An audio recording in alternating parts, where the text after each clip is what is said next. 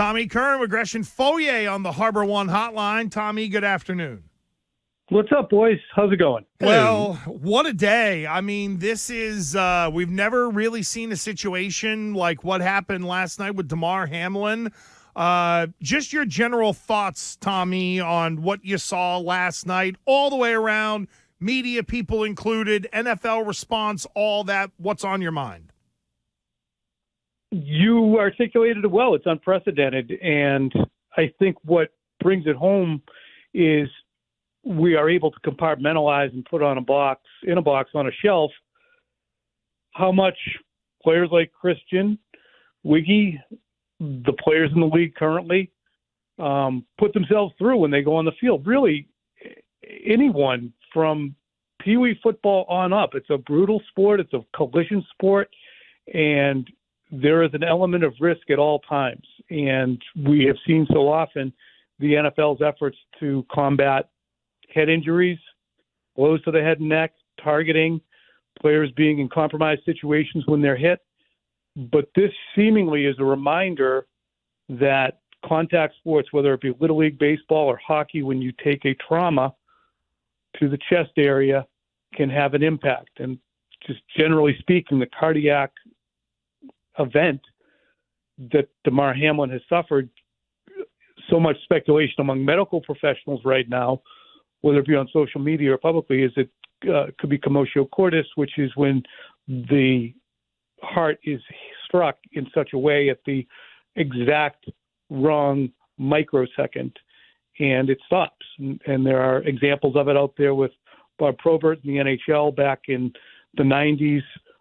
There were, sadly, a Little League player was struck in the chest in Massachusetts in the 90s and passed away. It can happen, and it's chilling, and it shows just how much these guys are going through and how palatable and digestible we have made a violent collision sport. So, Tom, have you reached out to any of your, comrades, down in Cincinnati about what the actual scene was like on the field as far as what they saw, like the chilling, photos that we see? It leaves a little bit to your imagination.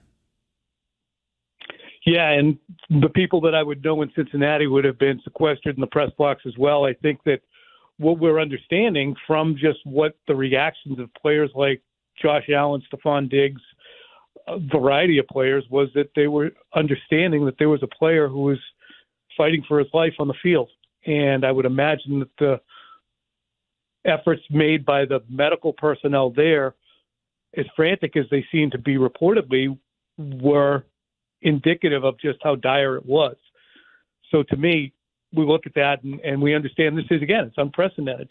And all of those people then suffered a trauma as well. And I think that we're way more attuned to it now than we would have been a decade ago, certainly 2 or 3 decades ago. Do you understand? Get this. In 1989, when Clint Malarchuk was playing goal for the Buffalo Sabres. Oh, I remember this. And we remember that going through the crease, his neck was struck by a skate, and he basically filled the entire crease with blood as his carotid artery had been severed. He survived. That happened 10 minutes into the game. They finished the game. Jeez, they finished that game. Yeah, well, I remember the giant video of it. Pile of blood as it was on the ice, and it's shooting out of his neck. And then they're like, let's mop it up and go play. And that's it's an 80-game season, and that's March in which that occurred. And I'm not saying that's what should be done. What should have been done then is you cancel the game and make sure you get a counselor in there to talk to every single guy who wants it, or even the ones who don't want it, just to make sure. And that's what I think that the NFL has to have at the forefront. Even if it looks like overcorrecting, the NFL is able to step on a rake every chance it gets with everything.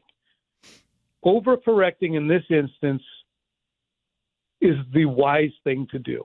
And if that means calling this game a tie, then that's what you do. Well, that's what Christian and I have been talking about, Tommy. If you're Cincinnati, can you accept that? I mean, there's the humane part of it. There is the, hey, we understand we went through it as well. But then there is the why should we suffer in the standings if we're willing to play the game? How do you sort of massage that if the Bengals object in that way? I think that your leadership as a Bengal look, and that's the thing. You got however many players in the league, 3,500. I might be exaggerating. Plus coaches, plus trainers, plus GMs, plus ownership, plus the ancillary folks around ownership, and everyone's going to have an opinion, and everyone's going to have a different vested interest.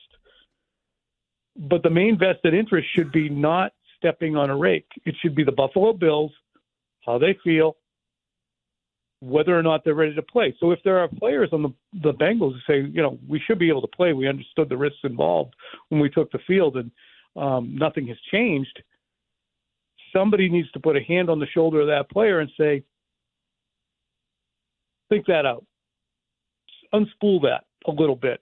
And we're going to let the adults in the room be our spokespeople and just follow along. The decision makers in this instance, whether it's Mike Brown, owner of the Bengals, the Pagula family, Roger Goodell, Robert Kraft, people like Bill Belichick. I mean, this is honestly a time when you look to someone like Bill Belichick because he is more influential and important than virtually everyone in the league, Roger Goodell included. Yeah. Bill can do an immense amount of good right now with whatever he says. So we're talking to Tom E. Curran. And Tom, how much do the players have to say in this? You talk about ownership, you talk about executives.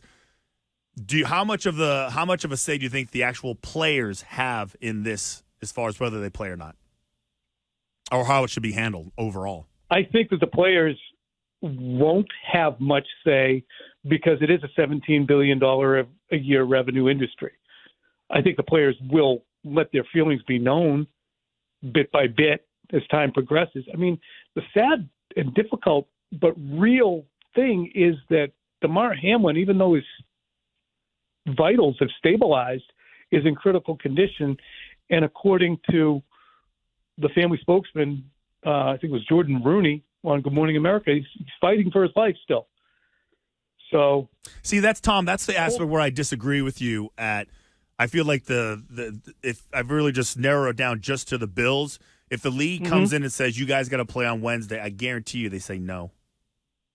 Oh, I agree, and that's why I think the league has to do the right thing and not walk in and say it. Just don't even give it. Just say forget it. And I think the Pagula family would say that as well, though. I just don't think the league is going to do that. You're right. But I You're do right, feel like Christian. also, though, Tom, I feel like there's nobody, like the business aspect of it and the money invested and the opportunity that is on the line is so significant that in a way, I do think there can be some gamesmanship. Now, I know how this works. Like everybody wants, the high ground and maybe some people want to take advantage of the opportunity to put themselves in a better situation because I feel like the Cincinnati Bengals should just probably sit there, not say anything. And if if they say, hey, listen, we're gonna call it a tie, there could be some debate on that, I guess, because how does it affect all these teams? Like, how does it affect directly the Cincinnati Bengals and the Buffalo Bills if there is a tie? Like, you who can loses do more out? harm than good. Like, who loses out? I'll go to the 538 website. I don't have it in front of me, but they have all the ramifications. Oh, okay. If you just check tie on that, it'll tell you what the percentages are for everything. But, yeah, there will be individuals within the organization who say, no, we want to play the game. But, again, I think that the long-term damage that can be done is much more profound than the good that can be done by forcing anybody to do anything. Look at different, but in a way comparable. The NFL played its games on the weekend of November 22nd, 1963. Pete Rozelle went to his grave regretting that they did that. And that unlike the rest of the world and America, I should say America, the NFL didn't shut down in the wake of President Kennedy's assassination. This is different, but it's comparable. Do you force the players at the point of a bayonet to go on the field so that you get resolution in the standings as to who's traveling where? It's a $17 billion a year revenue business, and it's the most successful television program in history every single year. It's proven. but just don't damage it. You do enough damage to yourselves with the concussions, with racial hiring practices, with injuries, with responses to violence against women. Don't do something now to put yourself in the crosshairs when you don't have to be. Tommy Curran of NBC Sports Boston with Gresham and Fourier here on WEEI. If you're Bill Belichick, what are you telling your team right now? Prepare as if there's going to be a football game. What would you tell them about what they saw last night, and does that need to be addressed by Bill to his team? I think those are conversations that would probably be had best, Christian, correct me if I'm wrong, in smaller settings, in position meeting rooms, individually. I just don't know, standing in front of a room and making an announcement is not intimate enough, I think, probably.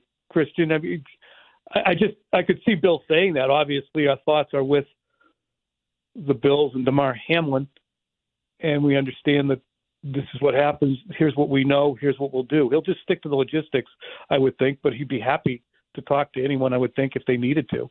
Yeah, even with the fact that even if they don't play this game, which I don't think they will, I mean, just again, they still got to play on Sunday. The Bills have to. I mean, it's not like you're looking for an advantage over this, but I just don't know how emotionally invested the Bills will be, even if they're playing at home, because a lot of it rests on Damar Hamlin's health. Like, if they don't you feel like if they get a good update, a good prognosis, that'll kind of dictate the Bills' willingness to, play in this game? Yes. So it could be within this hour, or by the end of the day, or by Wednesday or Thursday. This game, when you're saying this game, you mean the Patriots game, not Yes, Cincinnati. the Patriots game, yeah. I would say that the Cincinnati game, I would say that there's less than a 20% chance that thing gets played. I'm just spitballing. No, I mean, agreed. yeah, Tommy, like we all are. We have no, and you make a great point if the NFL could find a way to screw up a one-car funeral, they'll be out there with two flat tires saying everything is okay. I mean, really. So, there is the element of if there is in the mind of some people a wrong decision that could be made, the NFL would be the one to make it. If this were week 11 versus week 18, with the playoffs looming, already locked in and scheduled, would that just fix a lot of this if you just had more time? Is it as simple as, well, borrow the week from the Super Bowl of the hype and just push stuff back and make it work?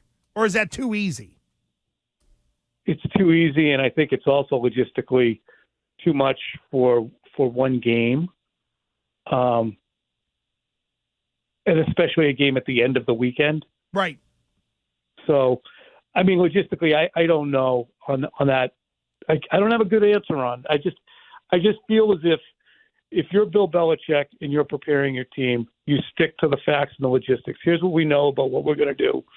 Here's what we know about the Buffalo Bills. We all understand the overarching concern is our colleague, brother, who plays for the Buffalo Bills, and the people who play for that team in this industry.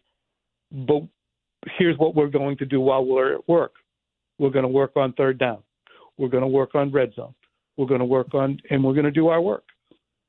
I think that's the only way to approach it.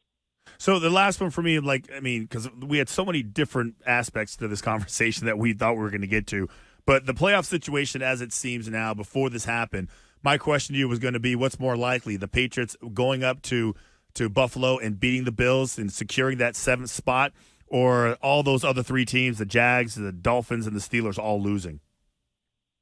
I would say it would be the latter. Yeah.